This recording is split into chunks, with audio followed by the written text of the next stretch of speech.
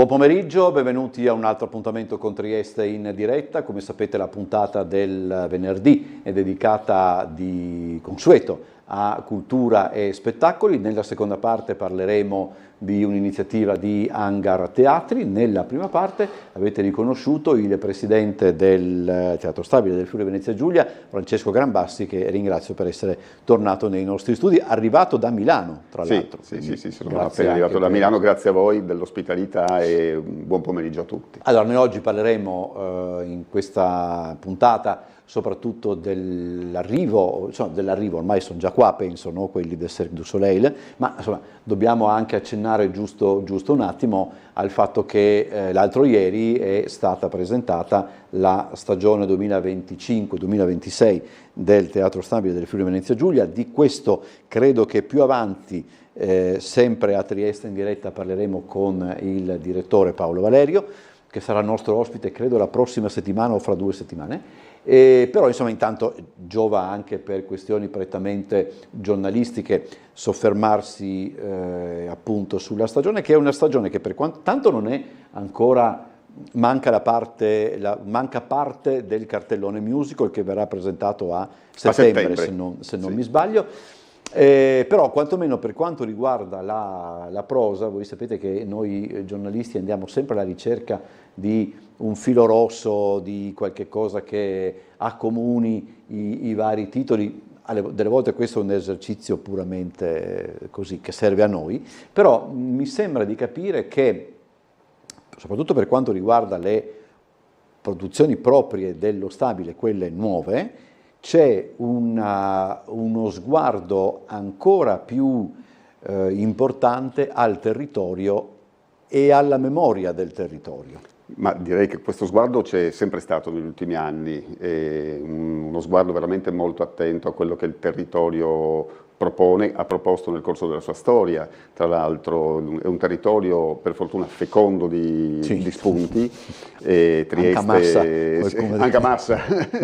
Trieste veramente è una città ricchissima di spunti, tutto il Friuli Venezia Giulia è un territorio ricco di spunti.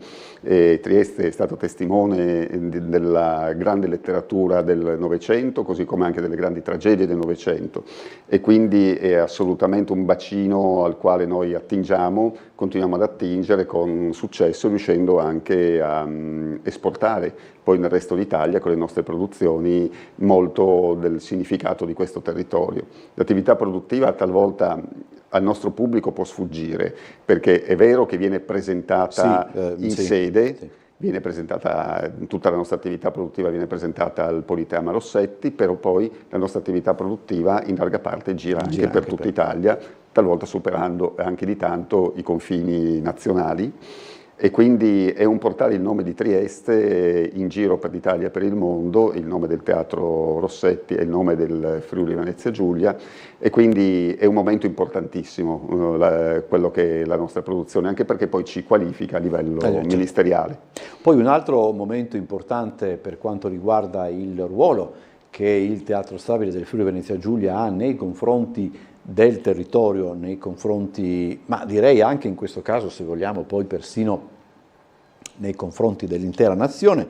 Cos'era, un mesetto fa circa, meno, era il Teatro Stabile del Friuli Venezia Giulia con le marionette di Podrecca, era in Giappone, all'Expo di Osaka, e anche lì, riscuotendo tra l'altro, mi raccontava Roberta Torcello, un enorme successo, perché i giapponesi non sono abituati hanno un altro tipo di, adesso la faccio molto semplice. Sono abituati al teatro di figura, ma a un altro tipo di teatro di figura. Che non è quello, quindi è stata occasione tra l'altro anche per parlare, interfacciarsi e conoscersi con il teatro di Tokushima, con cui si spera di poter fare così dei progetti assieme.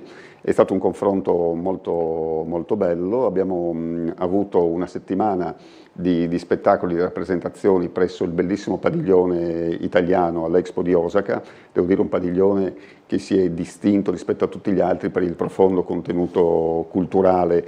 Era possibile ammirare una deposizione di Caravaggio, Boccioni, parte del Codice Atlantico di Leonardo, reperti che arrivavano reperti romani da Aquileia, con la nostra regione che ha avuto un ruolo veramente importante e determinante. Figuriamoci i francesi che Citiamo Paolo Conte, no Paolo Conte come si chiama? Sì, Paolo Conte.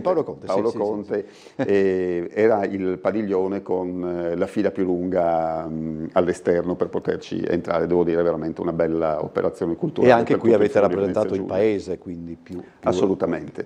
Devo dire che è stata un'idea molto bella proposta dal Presidente della Conferenza delle Regioni, Massimiliano Fedriga, nostro Presidente regionale, al Commissario straordinario per l'Expo, quella di far rappresentare tutte le regioni nel corso di questa rassegna. E il Friuli Venezia Giulia ha avuto questo spazio molto, molto bello, molto interessante, tra l'altro in un periodo di vacanza per il Giappone, quindi con un'affluenza particolarmente elevata. E poi mi diceva anche sempre la Torcello che prima o poi dovrò far venire anche qua, perché lei svicola sempre, ma bisognerà far sentire. Beh, Roberta Torcello è una delle colonne su cui sì. si basa il Teatro Stabile, la nostra direttrice di produzione, è la persona che segue tutte le produzioni dalla nascita fino alla messa in scena, fino alla circuitazione in tournée, quindi è veramente un punto chiave nell'organizzazione del teatro ed è anche lei una dirigente. Io dico sempre, i nostri dirigenti ci sono invidiati in tutta Italia e anche lei è una che ha resistito a sirene molto seducenti per rimanere a Trieste. Perché mi diceva che anche c'è stato proprio lo spettacolo delle marionette di Podrecca è stato anche adattato al gusto dei giapponesi, ma anche alle dimensioni del teatro dello spazio in cui è stato rappresentato, e lì sono entrati in scena anche i tecnici realizzando adesso una specie di cos'è, stavo per dire tabernacolo, una sorta di un parallelepipedo particolare, insomma, per poter dall'idea del nostro responsabile tecnico Paolo Giovanazzi è nata una riduzione, proprio perché parlavamo di tempi di allestimento rapidissimi dello spettacolo.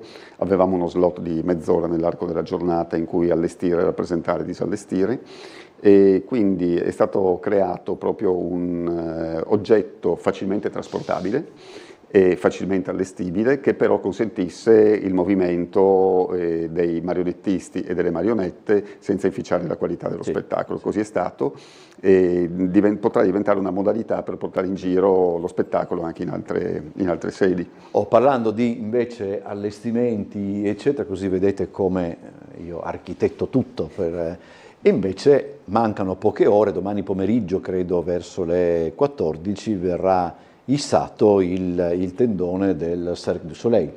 Sì, il cosiddetto Big Top Racing, domani è un momento molto atteso da tutti noi, e in quest'area direi inedita per i triestini.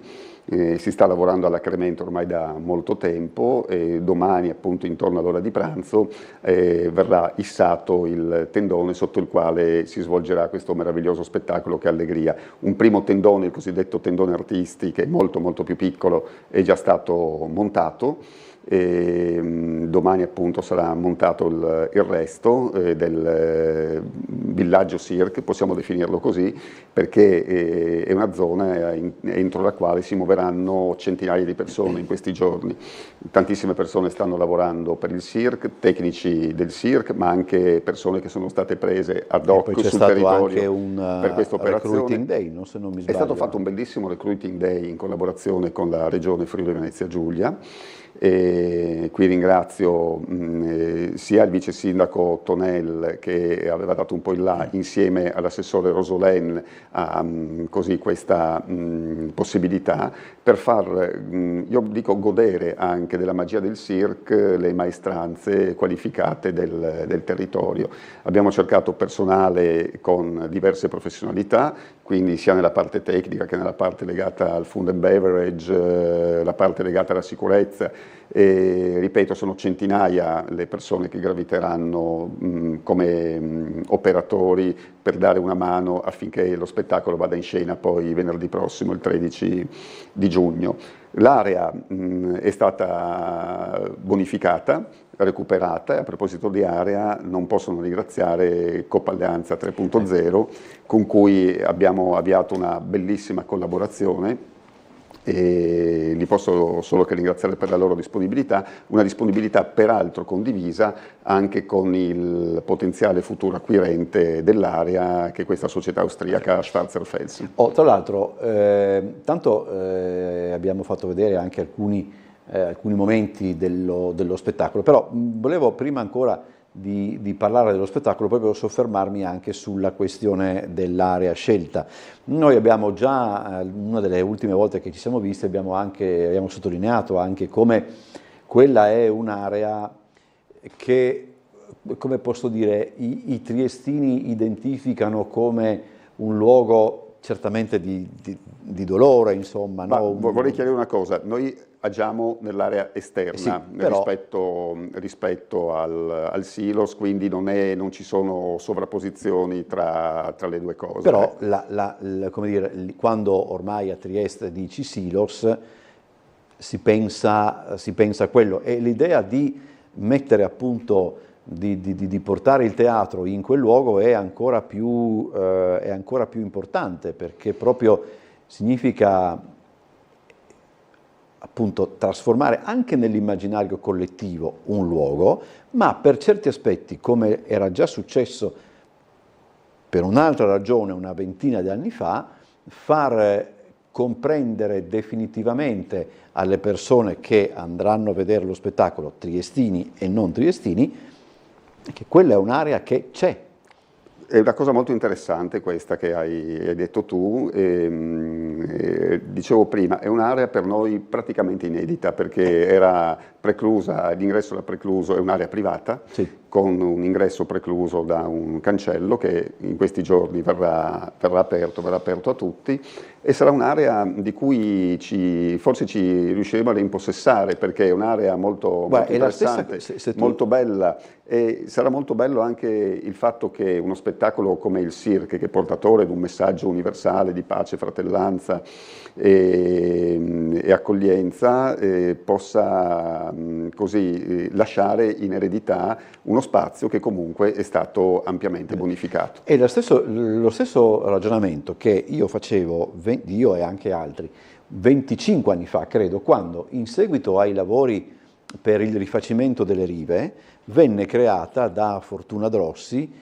quella che si chiamava la bretella del Porto Vecchio, quella praticamente che passa accanto al magazzino delle idee e a Mirella dietro, per dire così ancora più identificabile, e lì la gente che ci passava in macchina per la prima volta, perché non vedeva tutto quello che c'era, secondo me il rapporto nuovo fra Trieste e il Porto Vecchio è iniziato da quel momento là, cioè da quando la gente ha visto quello che c'era. È certamente un rapporto che sarà lungo prima che sia, però quella è la base, e in questo caso anche è la base probabilmente anche per qualcos'altro. Ma questo è l'augurio di tutti, chiaramente, che così dopo questa meraviglia rappresentata dal Cirque du Soleil possa essere un'area che torni ad essere vissuta, sfruttata in maniera positiva, e ripeto che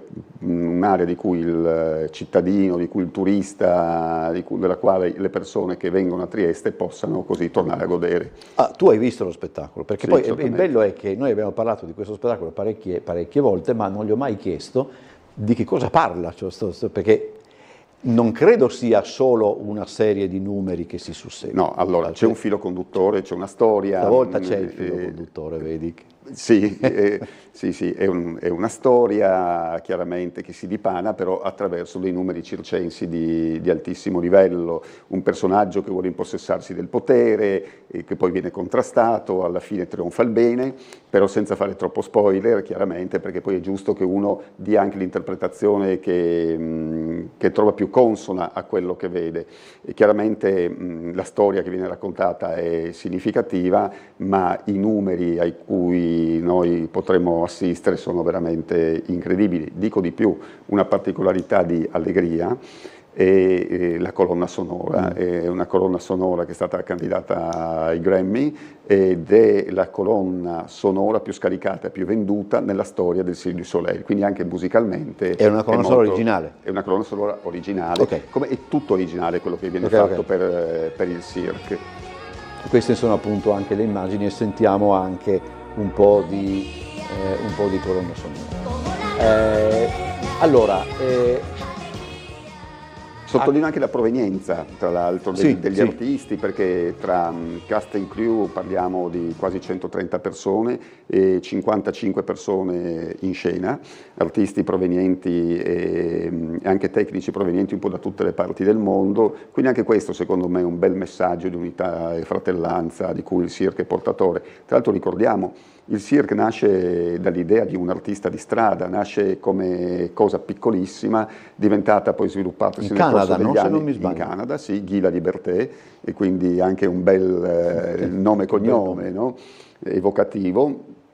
E nasce in Canada e festeggerà tra l'altro il proprio compleanno, i 41 anni da qui a Trieste. Quindi quando l'ha inventato era giovanissimo. Sì, era assolutamente un artista di strada giovane ed è diventato il più grande spettacolo dal vivo al mondo. Ormai il cirque è una multinazionale, ricordo che in questo momento a Las Vegas ci sono 5 spettacoli diversi in corso. Ed è lo spettacolo forse più visto proprio a livello planetario. Che cosa, allora, che lavoro c'è dietro l'arrivo del Cirque du Soleil a Trieste? Un lavoro difficilmente immaginabile e difficilmente descrivibile a parole, un lavoro molto complesso che nasce un po' dalla caratteristica del Teatro Stabile del Friuli Venezia Giulia, del Rossetti, di considerarsi il più privato tra i teatri pubblici italiani. Ci è voluto molto coraggio per affrontare questo impegno sotto tanti punti di vista, ma ci sono volute anche delle istituzioni che ci sono state vicine, che hanno creduto da subito sia nel messaggio del cirque che nel fattore di attrattore turistico. Quindi con un aiuto indispensabile legato anche al fatto che Trieste è la città nettamente più piccola tra tutte le città del tour mondiale di Allegria che ospiterà lo spettacolo. Se vediamo le proporzioni in Italia, Cirque du Soleil nella sua versione Grand Chapiteau, che è questa che viene a Trieste, può permettersi di andare a Roma e Milano, così come è stato. Infatti le ultime 2 tappe sono state Roma e Milano, adesso arriva Trieste. Trieste ha 200.000 abitanti, una città fantastica, incredibile, ma 200.000 abitanti in un contesto territoriale, in una regione che ne ha poco più di 1 milione. Se vediamo le proporzioni con Roma e Milano, col numero di turisti che attraggono Roma e Milano e con il fatto che il numero di recite di Roma e Milano sarà uguale a quello delle recite su Trieste, capiamo un po' le proporzioni. Però abbiamo già delle sorprese enormi in positivo. Il 75% del nostro pubblico sarà un pubblico che arriva da fuori Friuli Venezia Giulia. Secondo me questo è un dato molto, molto, molto significativo e molto importante per far capire come alcuni spettacoli, alcuni grandi spettacoli, alcuni titoli importanti di richiamo internazionale possano essere motore di crescita economica per tutto il territorio. Faccio un esempio molto banale, terra, ma se pensiamo soltanto al costo dell'alloggio di cast and crew di cirque per il periodo del cirque, quindi il mese e 10 giorni, perché sono arrivati un po' prima rispetto al debutto, vuol dire aver portato soltanto per far dormire le persone che di cirque si occupano sul territorio circa 700-750 mila euro che vanno giustamente a beneficio degli imprenditori del territorio, senza contare a quanti milioni di euro porteranno i turisti che arriveranno, viaggeranno, spenderanno, andranno dal parrucchiere, ripetendo un po' in forma ancora maggiore il fenomeno che era accaduto col Phantom of the Stavo Opera. pensando la stessa cosa, se per il Fantasma dell'Opera ci furono determinate cifre, è possibile che andremo sicuramente oltre per tutta una serie di... C'è un altro... Sì, ecco, ne avevamo già parlato una volta, ribadiamo anche questo. La permanenza di un mese, che molti di noi hanno detto, accidenti però c'ho un mese, non ha... Cioè, ci sono ancora posti, ma pochi mi pare di capire. Insomma. Ci sono ancora posti, allora i posti ci sono. Cioè non è una durata, un mese si è rivelato una durata sostenibile, mettiamola così. Ecco, sì, poi. guai se no, certamente. Sono 40 rappresentazioni, un mese 40 rappresentazioni, perché in alcune giornate ci saranno più rappresentazioni, con riposo il lunedì. Okay. 40 rappresentazioni sono però il minimo che Cirque du Soleil richiede ai luoghi in cui vanno a rappresentare lo spettacolo. Ma per fare un paragone, a Trieste rimane un mese, a Parigi, dove sarà a novembre, rimarrà un mese e mezzo. Quindi Trieste così si distingue sicuramente come polo attrattivo. Se facciamo una proporzione meramente numerica tra il numero di abitanti della città di area larga e il numero di spettatori che avremo, Trieste stravince rispetto a tutti gli altri. Perché... Parliamo di grandissime città, parliamo appunto di Madrid, di Parigi, parliamo comunque di capitali europee come Bruxelles, Allegria poi c'ha un suo momento anche a Londra, peraltro diverso rispetto a quello che vedremo noi, secondo me splendido ma meno godibile, meno cirque, perché lo fanno all'interno della Royal Albert Hall. Che il cirque secondo me deve essere fatto dentro il Grand Chapiteau, è un'altra cosa, un'altra percezione. Poi faranno tutti quanti le acrobazie a sinistra probabilmente. Sì. Sarà così, non so se si è capita, non è venuta benissimo, se devo essere sincero. Allora, come funziona? Cioè, il debutto è appunto il giorno 13. Ci sono anche gli orari molto particolari, no? Perché il debutto del 13 è alle 21:30, però poi sono anche delle performance, mi dicevi, anche di pomeriggio. Ci sono delle performance pomeridiane, 21:30, 20, 16:30, 14:30, quindi sono degli orari fatti Fate anche la prosa alle 14:30, che per me sarebbe l'ideale. Sì, lo propongo. Magari verrei io solo. Sono degli orari vari che ci consentono così di avere un pubblico diverso, certo. Che consentono anche a qualcuno che magari poi deve rientrare, che magari sta nelle vicinanze, certo, preferisce così rientrare a casa, di poter avere un treno per poterlo fare, perché chiaramente lo spettacolo delle 21:30 finisce intorno a mezzanotte, col rischio poi di non trovare un mezzo per poter rimanere. Però quello delle 21:30 farà sì che le persone rimangano a dormire su Trieste, e quindi abbiamo studiato un po' tutte. Senti, guarda, come viaggiano le scenografie? Come viaggiano per treno? Viaggiano su gomma. Su gomma, Viaggiano su gomma, ci sono 85 bilici, quindi 85 solo del Cirque du Soleil, più un'altra trentina di altri materiali in appoggio.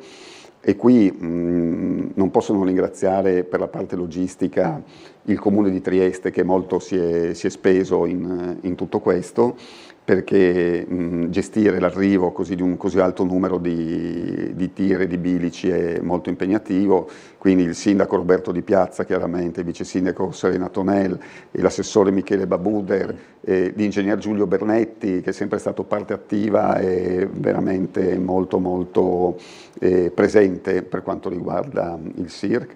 Come un ringraziamento, oltre che a Coppa Alleanza, a Schwarzer Felser, come ho detto prima, anche a RFI, a Rete Ferroviaria Italiana, perché è un'area adiacente che in questo momento viene utilizzata anch'essa per l'allestimento e per la fruizione.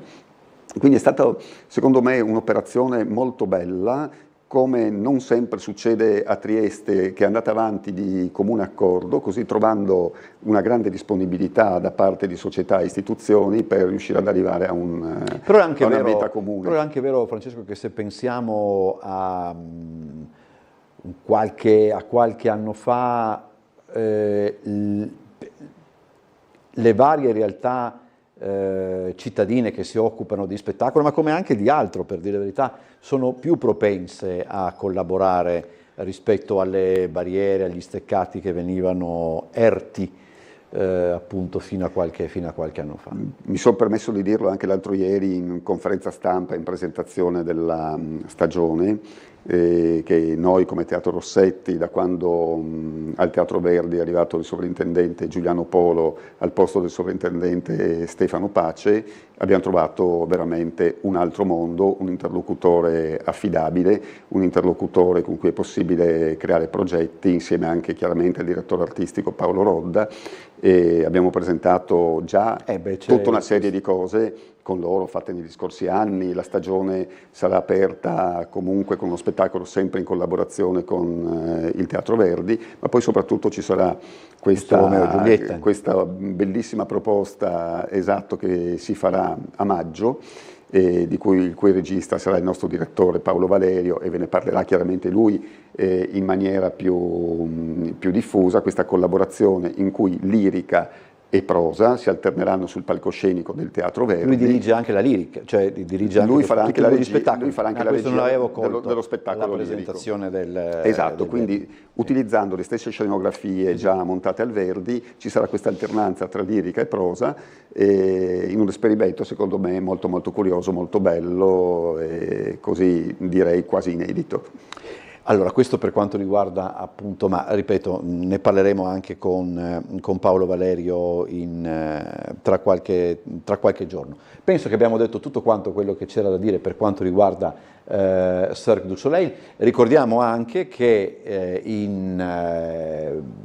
non mi ricordo esattamente le date, ma credo sia 17-18 di giugno, sempre al Politeama Rossetti c'è l'operetta Cincillà, che fa parte della stagione del Festival dell'Operetta. Anche lì c'è una felice collaborazione fra istituzioni, c'è Comune, l'Associazione Internazionale dell'Operetta, il Verdi, il Rossetti, c'è un clima molto bello, molto sereno e molto positivo, però vabbè, questo lo posso...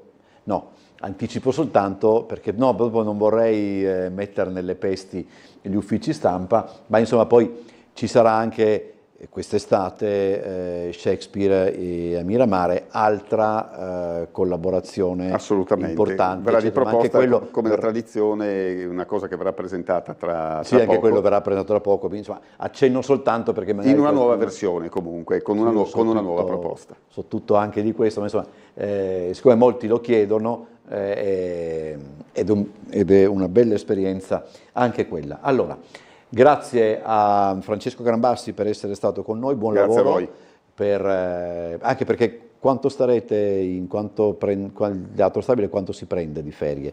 2 settimane, perché poi Teatro Stabile quest'estate dovrebbe riuscire a chiudere 2 settimane, che per noi è un'eccezione perché negli ultimi anni non abbiamo mai chiuso. Perché sono anche dei lavori, non mi sembra, dei piccoli ci saranno dei lavori da fare a teatro, e quindi quest'anno speriamo di riuscire ad avere un piccolo momento di chiusura.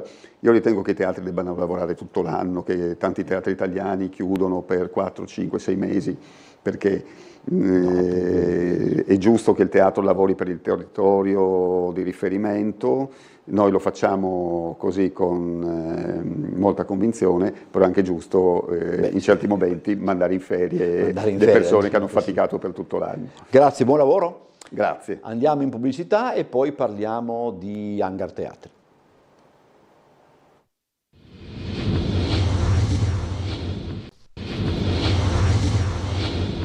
Seconda parte di Trieste in diretta, come annunciato parliamo di Hangar Teatri, siamo in compagnia di Marta Pari, grazie per essere venuta, è la prima volta? No, ero venuta ma 7-8 anni fa per il CUT, quindi ancora... Okay. Allora, con Marta Pari parliamo di 2 attività che Hangar Teatri promuove. Una ha a che fare con Trieste Estate ed è una parte molto importante di Trieste Estate. L'assessore Rossi lo ribadisce sempre, perché sono le attività che riguardano più specificatamente le periferie.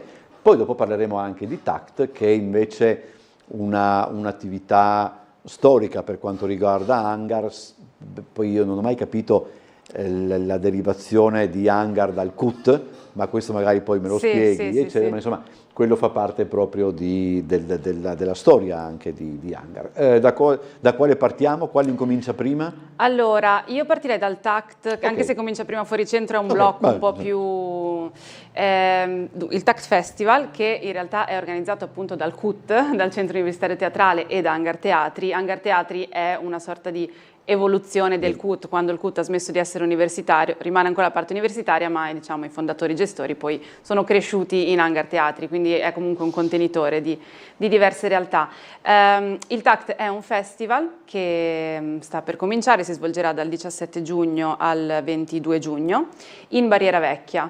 La particolarità del TACT è che è un festival che ogni anno cambia rione, quindi per questo dico partiamo dal TACT, perché in realtà è dal TACT che nasce Trieste Estate Fuori Centro, poi qualche già, anno è dopo. vero, sì, alla fine dei conti sì. Sì, diciamo che il TACT in realtà nasce 12 anni fa, nel 2014, in una formula diversa. Eravamo al Teatro Stabile Sloveno per una settimana con 100 compagnie provenienti da tutto il mondo, under 35, con spettacoli di gruppo, che noi ospitavamo per una settimana di convivenza insieme all'Ostello Scout di Santa Croce, spettacoli in lingua originale allo sloveno, workshop, scambi artistici.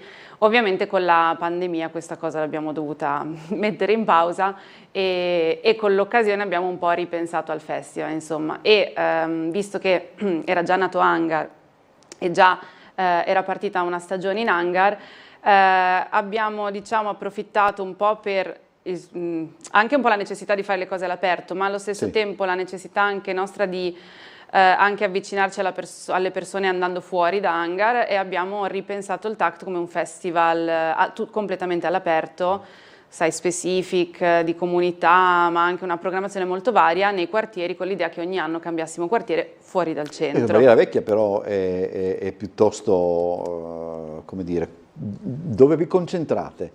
Esatto, Barriera Vecchia diciamo l'abbiamo un po' definito, perché finché eravamo a San Giacomo Roiano era più facile, il quartiere era è quello. là. Barriera Vecchia l'abbiamo un po' deciso noi che cos'è Barriera Vecchia, ma diciamo il centro più o meno è Piazza Perugino, nel senso che lì faremo 2 eventi. Quindi Sette Fontane, Perugino, perché lì poi ci siamo già passati con Trieste Estate negli ultimi anni, fuori centro negli ultimi anni, e quindi conosciamo bene il luogo e ci sono anche molto piaciuti gli eventi che abbiamo fatto lì gli anni passati. Poi andremo al Mercato Coperto, ovviamente, che comunque è abbastanza simbolo del quartiere. In una giornata proprio all'interno, poi magari la spiegherò al programma, e Largo Barriera, quindi di fronte al mercato coperto, e uscendo dal mercato coperto finiamo la serata in Largo Barriera, Villa Engelmann, che non è proprio la stessa circoscrizione ma è in zona, e Largo Niccolini, che è una... Che ha la possibilità di... È una via pedonale, diciamo, tra delle case ATER. Come si chiama? Una sistemazione quasi ad anfiteatro ad un certo punto, se non mi sbaglio. Sì, è abbastanza larga. Si presta, ecco. Si presta, è proprio una porzione pedonale che è di fronte all'ITIS, perché saremo anche all'ITIS.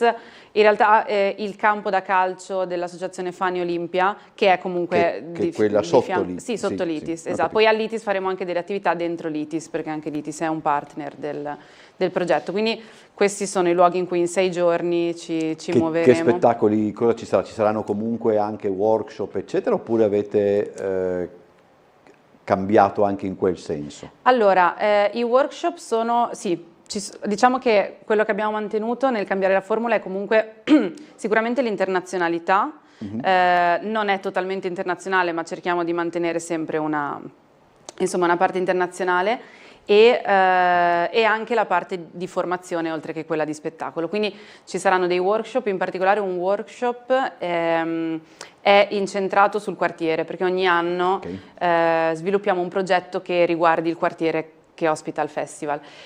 Quest'anno il progetto riguarda della creazione di visuals, che saranno appunto, allora il primo giorno del festival ci sarà un workshop tutto il giorno con un'associazione di Udine che si chiama Buzz, specializzata proprio in musica e video, per raccogliere delle immagini del quartiere, degli abitanti, insomma quello che troveranno con delle esplorazioni nel quartiere, per poi il giorno dopo tramutarlo in uno spettacolo con un gruppo musicale selezionato tramite una call e questi visuals creati apposta, quindi sarà in un certo senso creato appunto ad hoc dal quartiere sul quartiere.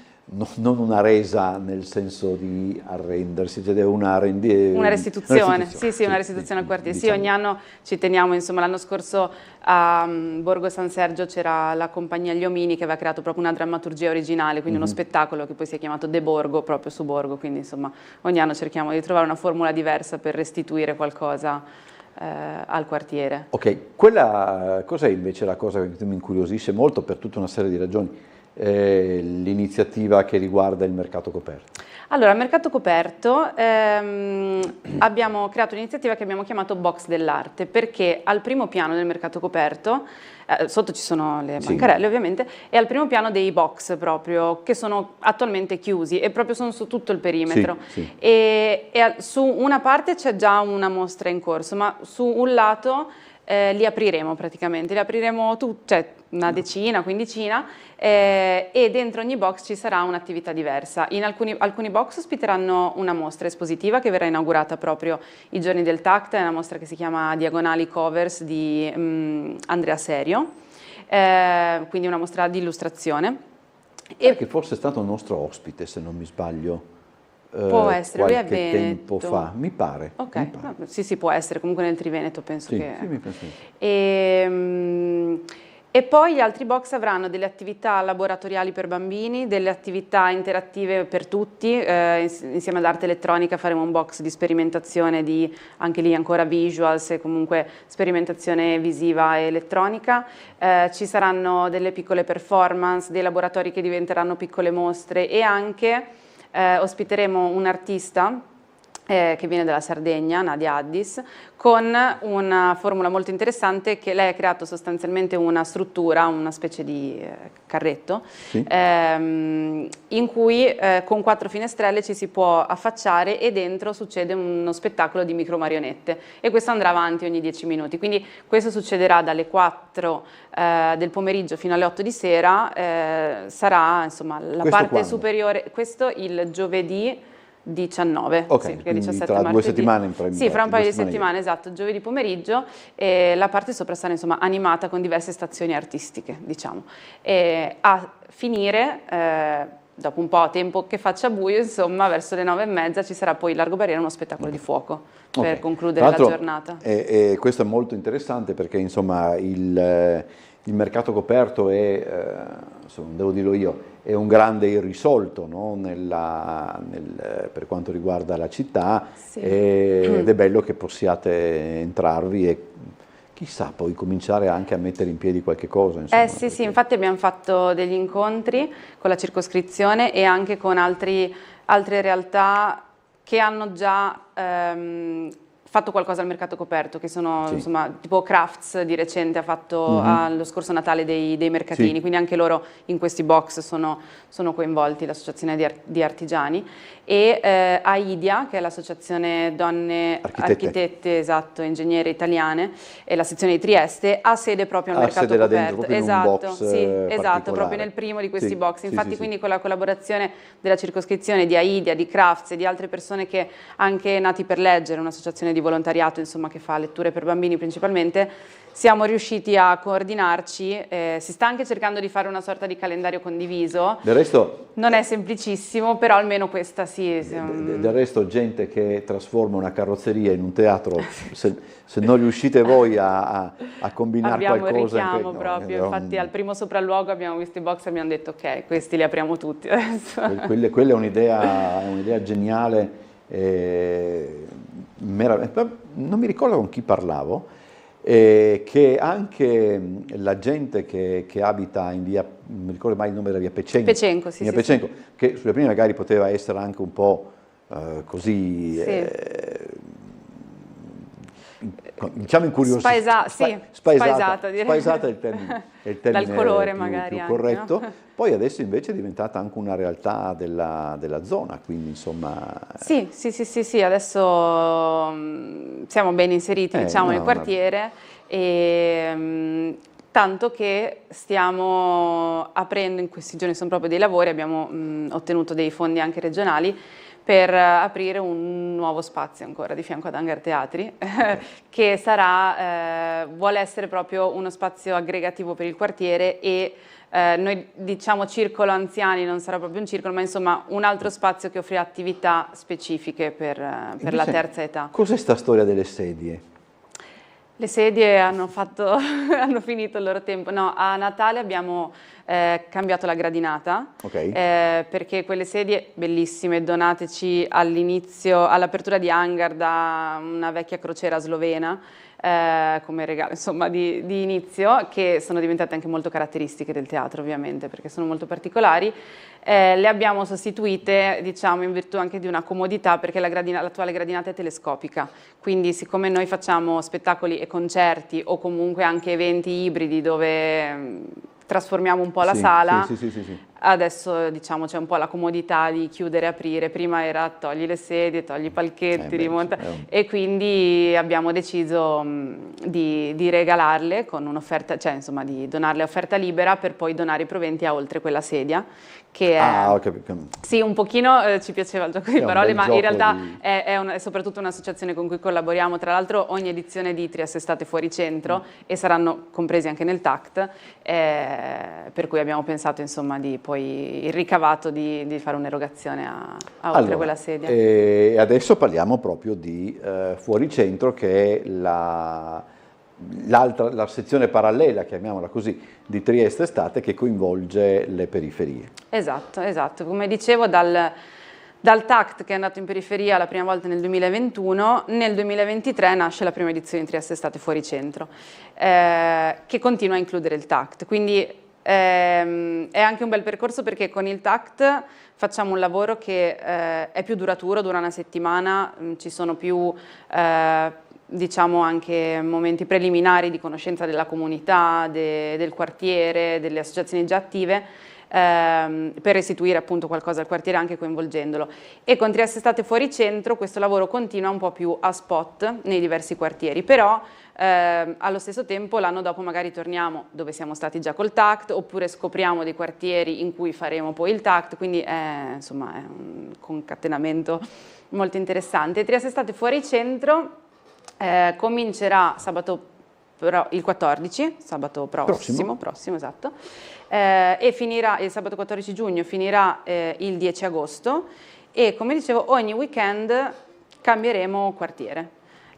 Tutto fuori centro, andremo da Roiano, San Giacomo, Valmaura, Ci sono anche Melara. zone nuove che non avete ancora... Ci sono zone nuove in Carso, abbiamo ampliato, perché in Carso eravamo andati solo a Prosecco e Opicina negli ultimi anni, e quest'anno andremo a Basovizza, tra l'altro proprio domenica 15, e a Santa Croce. Dove a Basovizza? Nel parco giochi, dove c'è lo stagno, il laghetto. Ah, ho capito, più avanti. Sì, e quello sarà di domenica, perché Trieste Estate Fuori Centro ha un po' dei format che si ripetono, in particolare la domenica la strutturiamo come domenica per famiglie. Ho capito. Quindi comincia al tardo pomeriggio, perché comunque è estate, quindi non cominciamo troppo presto, e ci sono ogni domenica dei workshop, dei laboratori, dei momenti interattivi per bambini, per famiglie, che poi si concludono con uno spettacolo generalmente tout public, adatto a tutti, insomma, circense, clownerie o di questo tipo, infatti. Sì. Con voi posso fare a ragion veduta anche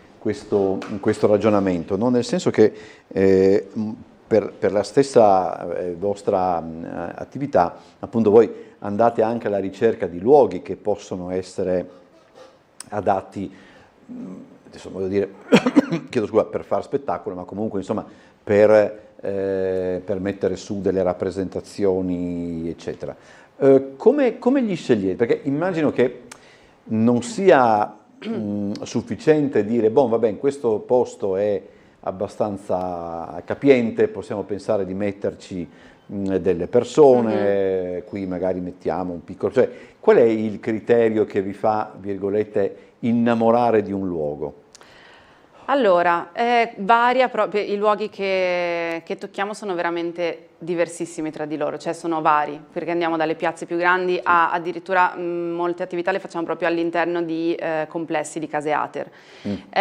Quindi diciamo che una cosa che accomuna tutti ovviamente è che ci sia un minimo di spazio o di spiazzo. Comunque lo spazio esatto, deve esserci comunque. che sia più o meno, diciamo, noi una volta trovato anche un piccolo spazio, pensiamo poi all'evento giusto per quello spazio, perché questa è parte un po' della programmazione, non tutto è adatto a tutti i luoghi, sia come proposta artistica magari in un quartiere piuttosto che in un altro, per esempio magari a Roiano abbiamo visto negli anni che funzionano più delle cose rispetto magari a Valmaura, che ci possono essere più giovani, dipende un pochino, e poi lo spazio, cioè la scelta la adattiamo allo spazio, quindi tanti sopralluoghi, tantissimi sopralluoghi, e poi parlare anche con le persone che troviamo proprio lì nei dintorni, nei bar, nelle case eccetera, per capire anche un po' come quello spazio viene vissuto, se viene vissuto e cosa potrebbe...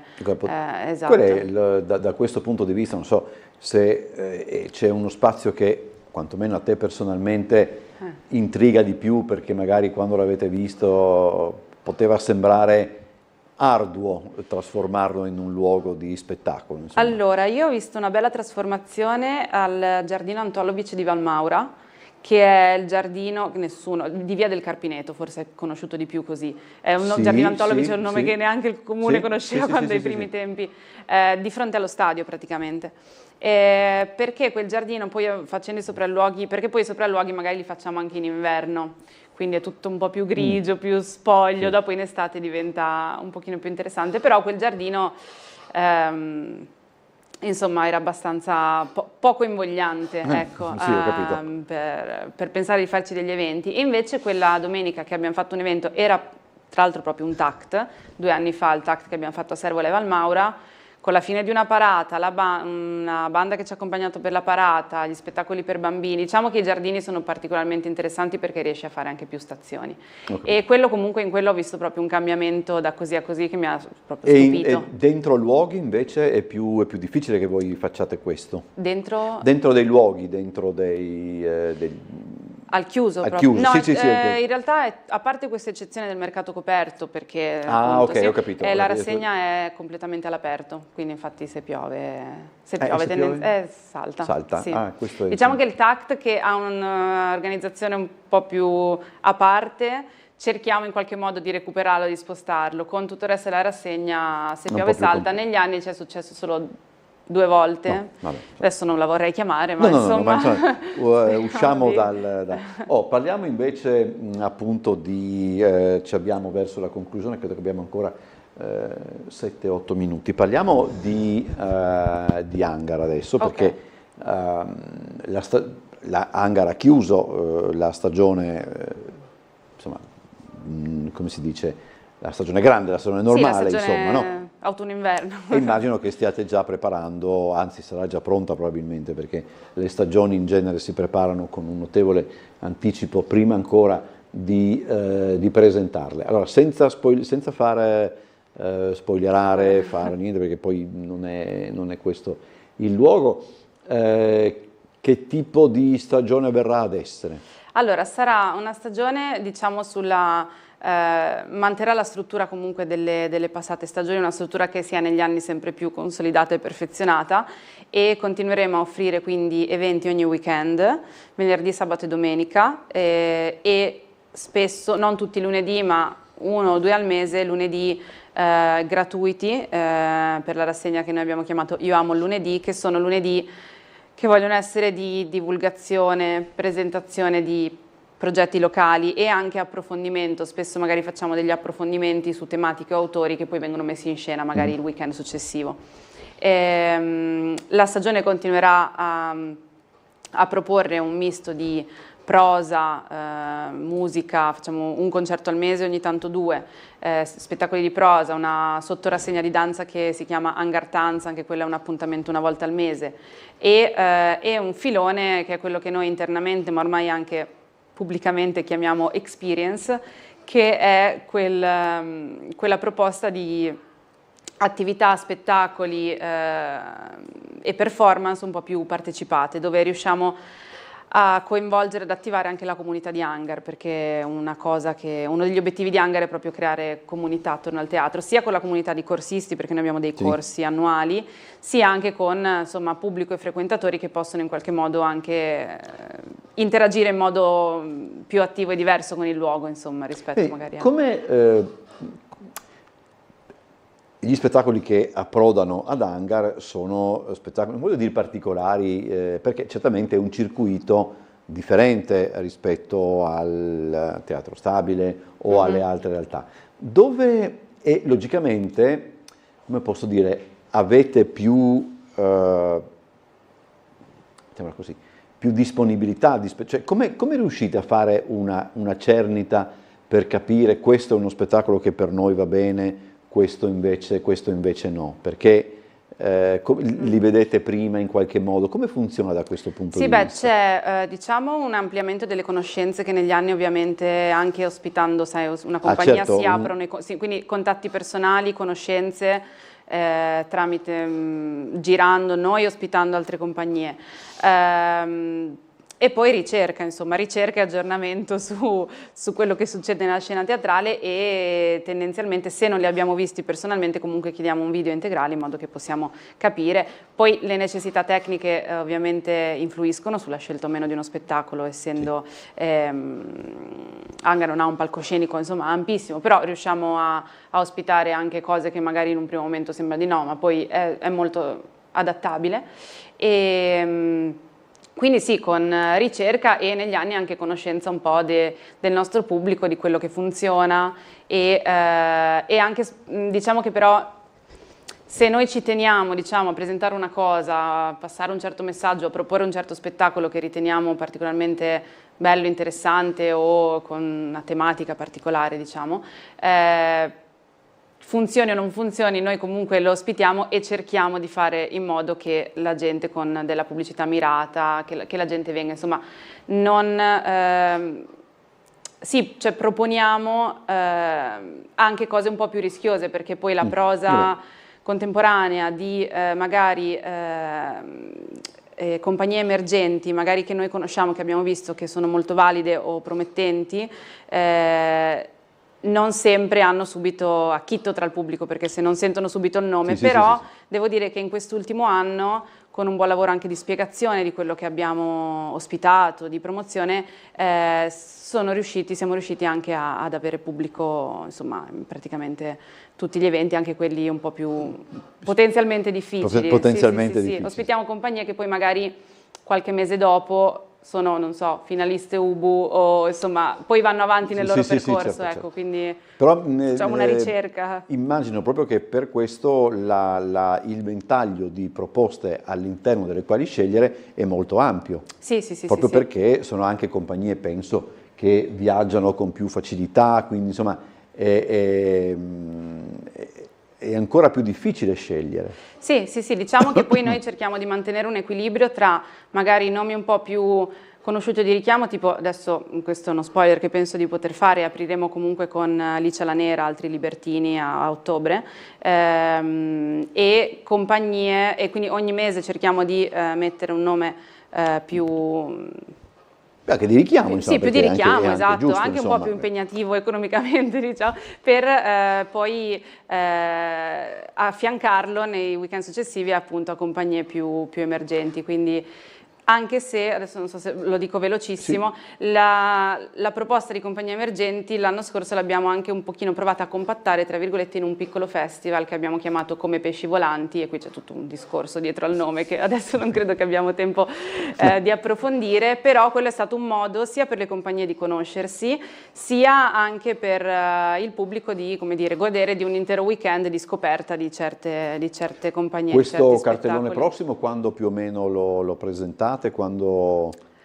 Perché voi anche presentate i cartelloni tipo 2 mesi per 2 mesi. Insomma, allora, noi il programma lo pubblichiamo mensilmente, esatto. Sicuramente comunque la prima parte di stagione verrà presentata a fine estate, perché avendo anche eventi in estate cerchiamo di anche non confondere troppo noi e le persone, perché dopo poi buttiamo ormai fuori... insomma, diciamo, gli appuntamenti secondo me anche giustamente, quelli sono, insomma, no? Perché la gente ormai è anche abituata, sì, e esatto. si è abituati anche magari al teatro stabile, si è abituati anche alle realtà più giovani ad avere comunque dei momenti fissi perché così funziona.